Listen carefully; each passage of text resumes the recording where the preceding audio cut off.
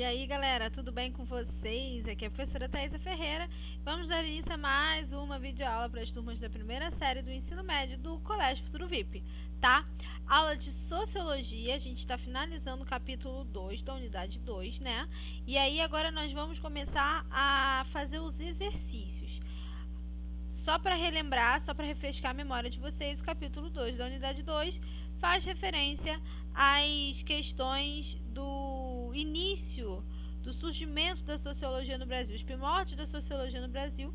Nós estudamos os clássicos da sociologia do Brasil, Sérgio Buarque de Holanda e Gilberto Freire, e antes deles nós também estudamos as grandes influências sociológicas, Karl Marx, Max Weber, Émile Durkheim e também os primeiros sociólogos do Brasil. Nós estudamos o Sertões, de Euclides da Cunha, nós conhecemos alguns nomes importantes, tá? Vamos começar agora a fazer os exercícios desse capítulo para a gente poder adiantar um pouco aí essa matéria. Vamos lá, galera. Só para esclarecer a vocês... Ai, meu Deus. Deixa eu voltar. Passei direto. Estamos na página 69, onde começam os exercícios. A gente vai começar pelo Conexões da 69, tá bom? Medo da senhora. A escrava pegou a filhinha, nascida, nas costas e se atirou no Paraíba para que a criança não fosse judiada. Esse é um poema do Oswald de Andrade, da série Pau Brasil, que são poesias reunidas do Oswald de Andrade. Foi publicado essa edição de 71. E aqui embaixo nós temos uma imagem, né, uma cena de uma mulher, duas mulheres pretas com uma criancinha, duas mulheres em condição que nos remete à condição de escrava. Na verdade, quem está na condição de escrava é essa que está em pé com a criança, e a que está sentadinha não. Uma característica interessante de ver isso é mesmo o fato dela não usar sapato, tá? É uma característica. Então vamos. Com base na leitura do poema de Oswald de Andrade, o autor brasileiro vinculado ao modernismo literário brasileiro, responda ao que se pede. O que se pede? Vamos lá. Peraí, deixa eu só pegar aqui minha linhazinha. Bom, que história é narrada no poema? Você consegue relacioná-la com o período histórico ao qual se refere? B. O poema chama sua atenção em algum aspecto? Por quê? E o que você pensa sobre o que é narrado no poema? Bom, que história é narrada no poema? Uma mulher que se jogou no rio com uma criança para que essa criança não sofresse os maus tratos da escravidão. É isso que a gente supõe. A gente relaciona com o período histórico ao qual se refere? Sim, porque a gente sabe que a senhora, que as escravas, as mulheres, elas sofriam, sofriam assim muitos tipos de abuso, de diversos tipos de abuso, né, por parte dos seus senhores. Então a gente consegue relacionar assim o desespero dessa mulher para livrar sua filha. Bom, o poema chama sua atenção em algum aspecto, por quê? Gente, o nome do poema é Medo da Senhora e não Medo do Senhor. Por que uma mulher teria medo da senhora? A escrava pegou a filhinha nascida nas costas e se atirou no Paraíba. Paraíba é o rio, tá? Para que a criança não fosse judiada. Gente, se o título do poema é Medo da Senhora, para essa mulher que acabou de ter uma filha, que tem um bebezinho que acabou de nascer, se atirar, provavelmente é porque essa criança despertaria ira na senhora. Porque provavelmente essa criança é fruto de relações até mesmo violentas desse senhor com essa escravizada. Se ela precisou fugir, se atirar no rio com a criança para que a criança não fosse judiada, é porque minimamente a criança nasceu com alguma característica física do senhor que possibilitasse o reconhecimento, ou até mesmo a cor, tá? Então, quando ele fala que o poema chama sua atenção em algum aspecto, chama atenção no aspecto de que a senhora, ela oferece um risco a essa escravizada e a essa criança, porque era muito comum, gente, historicamente falando, que houvesse alguns tipos de retaliação por parte das senhoras contra essas escravizadas que eram obrigadas a manter relações com os seus senhores, tá? Então fica bem visível nesse poema, nessa história, essa relação de violência. Nós falamos sobre isso nas nossas aulas, sobre como a violência ela fazia parte diretamente dessas relações que existiam entre senhores e escravizados. A violência física, psicológica, a violência sexual, então isso tudo fazia parte. A gente não pode nunca deixar de levar isso em consideração. Outra coisa, nós também falamos com relação às questões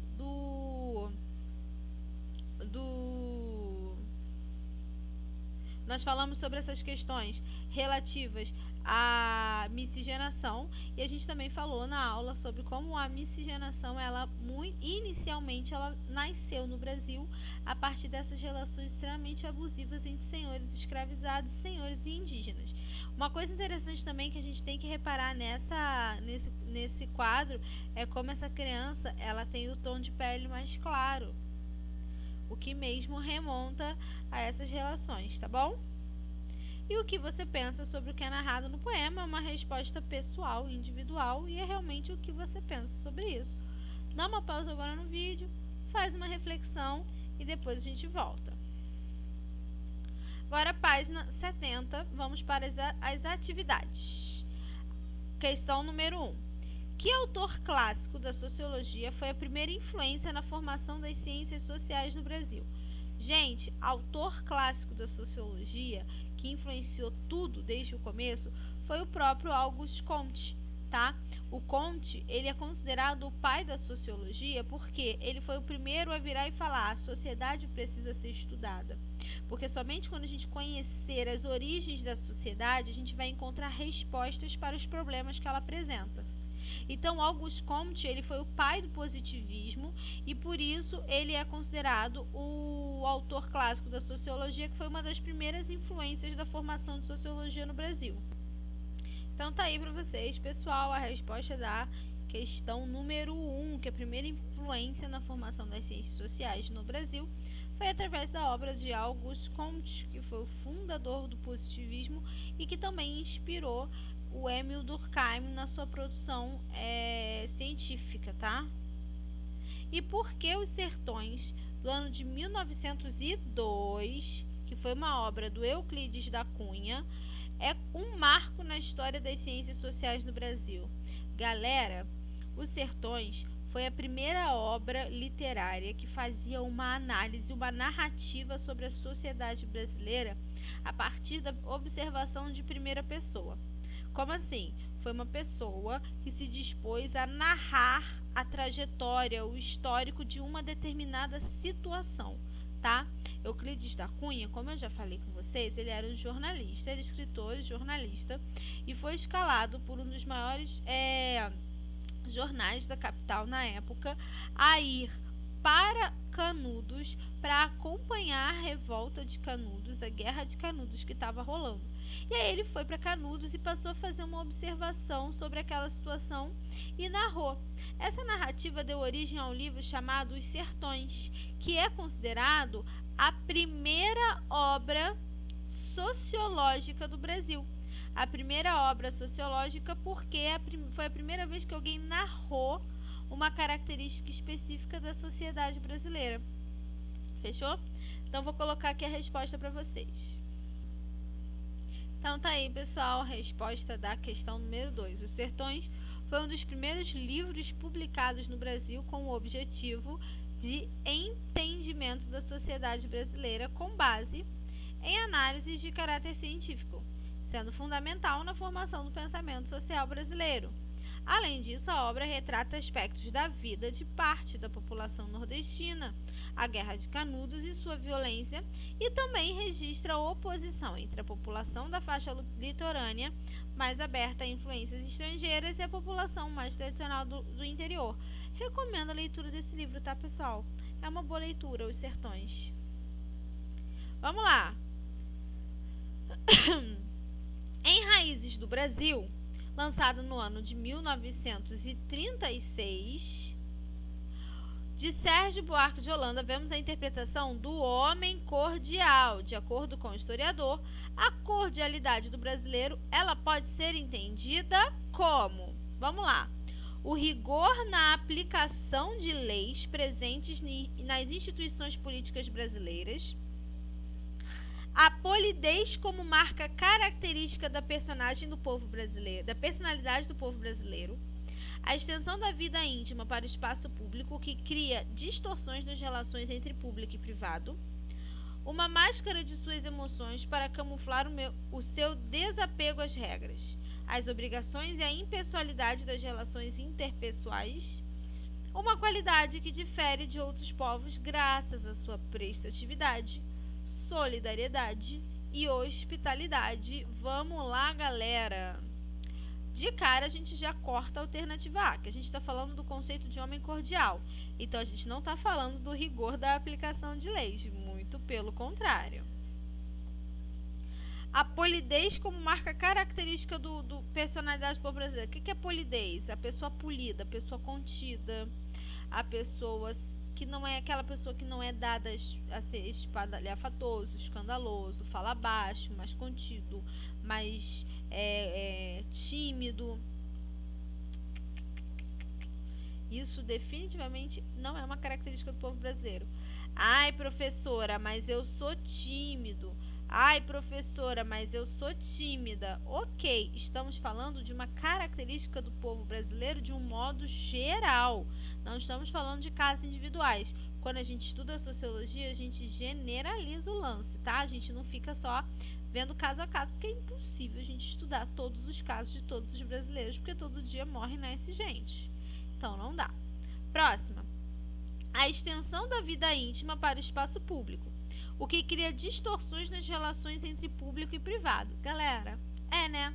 Lembra que eu falei para vocês a diferença entre separar o profissional do pessoal, o público do privado?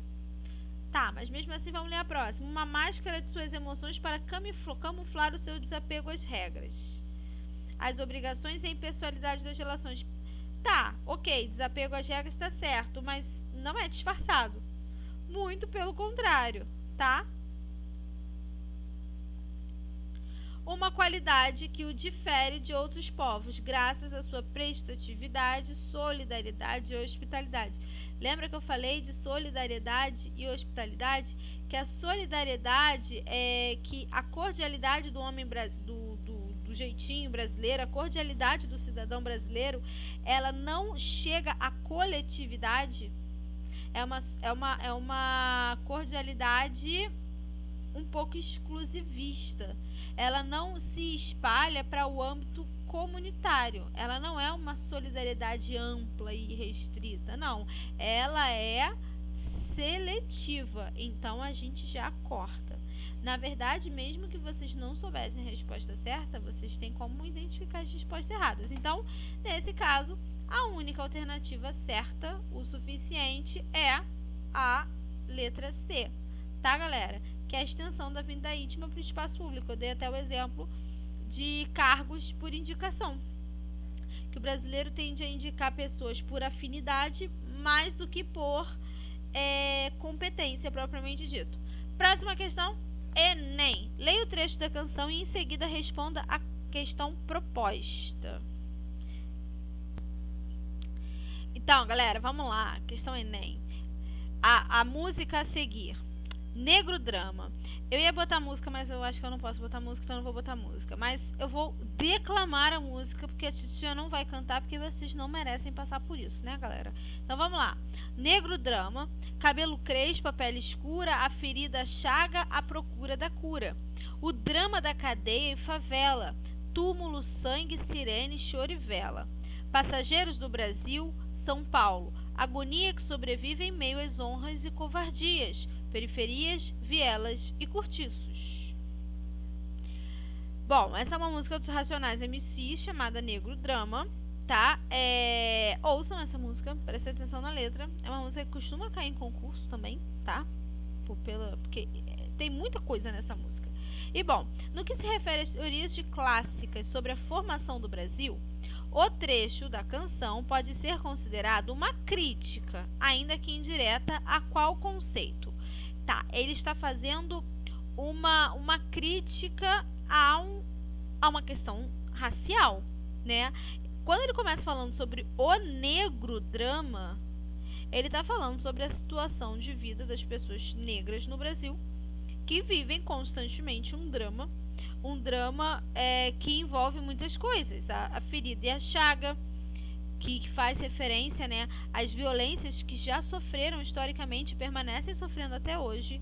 Aí fala sobre o drama da cadeia, a população carcerária do Brasil. 80% da população carcerária do Brasil é composta por pessoas pretas, tá? Mas aí a gente não pode usar isso como desculpa, não, porque a maioria da população brasileira é preta, por isso que tem mais pessoas presas pretas. Se fosse assim, também deveríamos ter mais pessoas exercendo funções também de poder majoritariamente pretas. Então, e não é igual, então não se justifica. Então isso aí faz uma crítica direta a qual desses conceitos? Às elites culturais, ao conceito de homem cordial, ao patrimonialismo, ao conceito de democracia racial ou à ideia de capitalismo. Galera, diretamente ele está falando que pessoas pretas no Brasil têm historicamente um sofrimento, uma trajetória, um histórico de vida que é muito complicado, ele é muito sofrido e ainda é.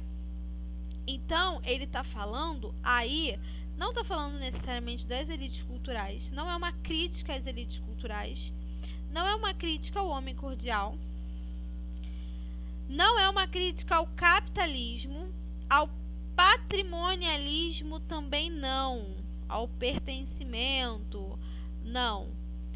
É uma crítica social direta ao conceito de democracia racial, porque se houvesse democracia racial, não haveria nenhum tipo de negro drama na sociedade brasileira, se vivêssemos todos em pé de igualdade, o que não é o caso. Falou? Página 70, feita. Vamos lá. Página 71, exercícios complementares, galera. Então, galera, exercícios complementares. Quais autores do Brasil estão mais fortemente ligados à perspectiva sociológica marxista? Bom, nesse caso a gente pode destacar alguns nomes, tá, galera? Dos que nós conhecemos, a gente pode destacar o Caio Prado Júnior, Ottaviani, que nós citamos assim, mas nós vamos conhecê-los um pouco mais a fundo, Leandro Conder, Francisco V. Forte, são diversos. Como não especificou quantos ou quais, né, não deixou bem claro quantos, eu vou colocar aqui alguns nomes para vocês terem como referência, tá? Então tá aí, galera. Caio Prado Júnior, Ottaviani, Leandro Conder são alguns deles, tá? Próxima. O que significa o pensamento de Sérgio Buarque de Holanda, a expressão o homem cordial?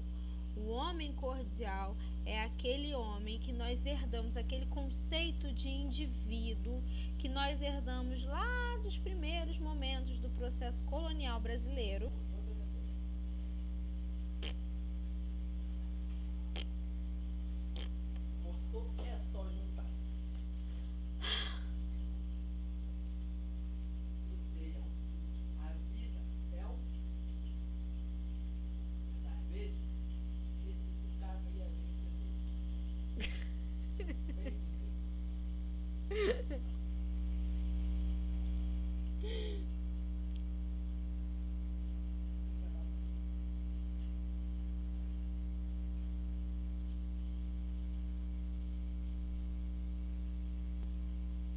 Afeito à intimidade, que não consegue separar o profissional do pessoal, a esfera pública da esfera privada.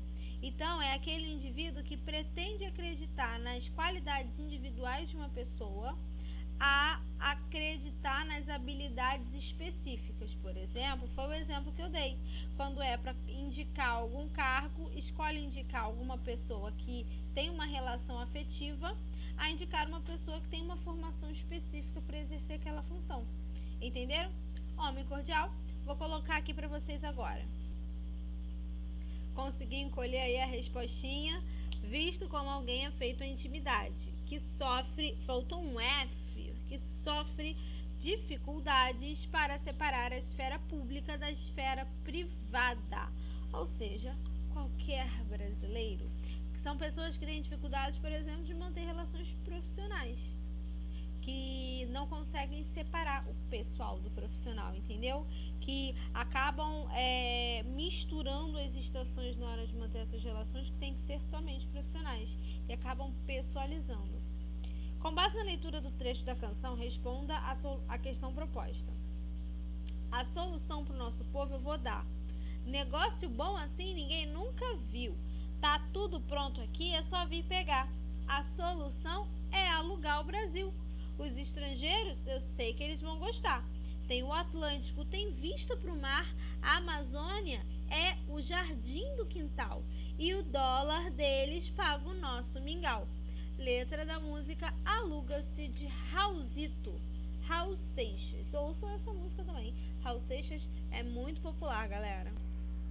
O trecho da letra pode ser relacionado à perspectiva de Celso Furtado sobre o subdesenvolvimento brasileiro, ao destacar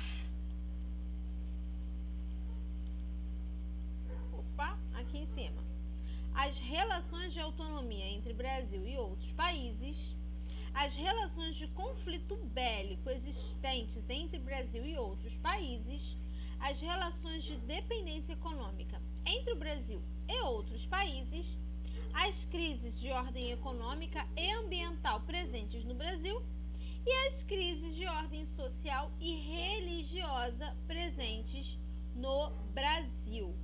Vamos lá, pessoal. Para início de conversa, a gente tem que entender o que o Celso Furtado falou e qual que a gente pode eliminar de cara, que sempre tem um absurdo que a gente pode eliminar. Nesse caso, a gente vai eliminar as relações de conflito bélico existentes entre Brasil e outros países, que o Brasil não entra em guerra. Obrigada, não estamos reclamando disso, tá? O Brasil não tem envolvimentos bélicos com outros países, problemas, questões, conflitos e nada mais. Relação de autonomia, autonomia no sentido de autossuficiência. Não.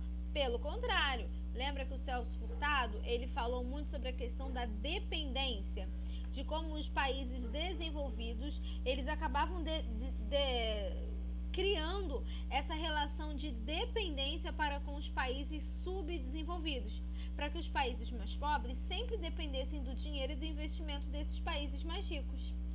Então, o Celso Furtado, ele sempre fazia essa análise baseada nas questões de dependência, como o Brasil tornou-se dependente do dinheiro e das economias internacionais, tá?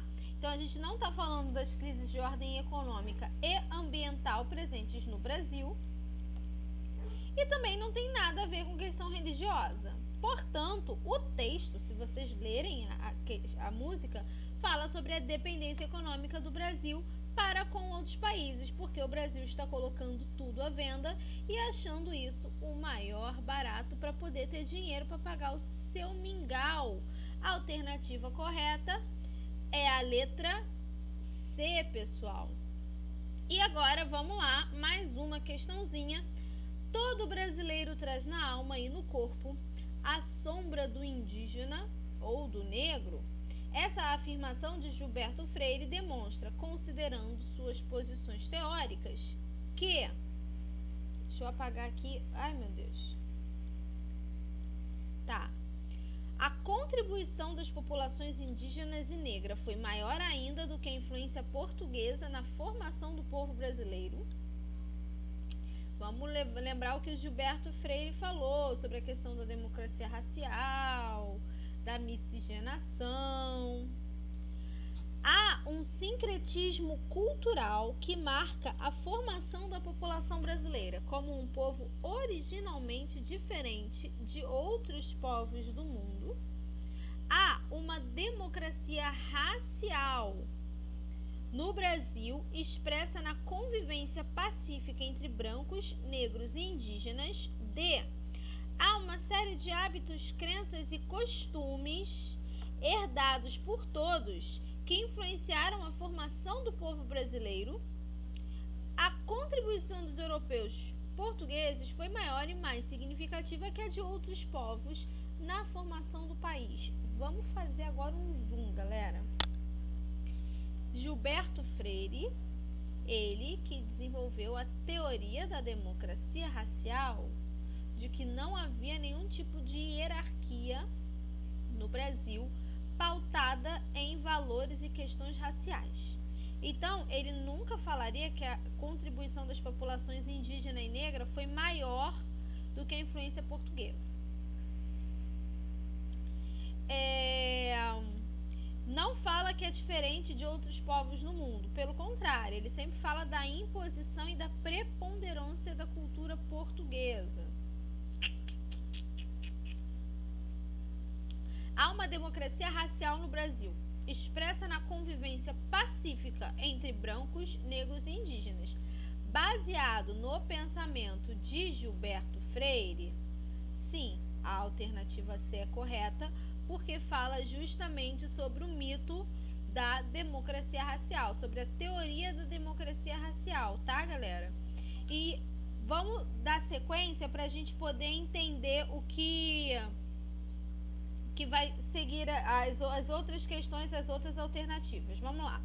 Há uma série de hábitos, crenças e costumes herdados por todos e que influenciaram a formação do povo brasileiro. Não. E por fim, a contribuição dos europeus portugueses foi maior e mais significativa que a de outros povos. Não, ele dizia que foi tudo igual, tudo pede igualdade, tanto que ele dá o nome de democracia. Então, a resposta correta mesmo só pode ser a alternativa C. Galera, então é isso aí.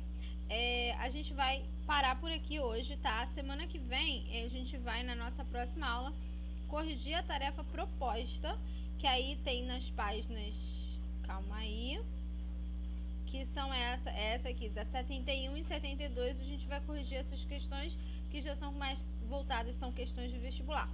Falou, pessoal, se cuidem, fiquem em casa, nada de ir pra rua. Um grande beijo para todos vocês, tá legal? E até a próxima. Beijos e fui!